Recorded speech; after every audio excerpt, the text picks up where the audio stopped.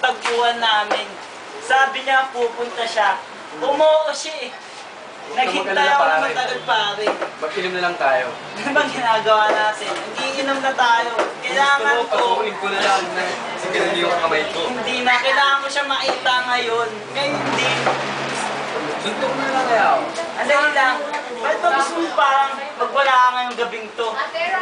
Unti lang naman nainom natin ah. Pare, patay na si Ligaya. Hindi gaya? Oo. Siligaya ko? Oo, pare.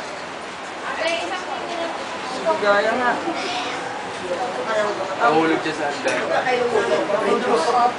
Pero ayon sa autopsya, meron siyang marka ng invent sa kanya leeg. Hindi totoo to.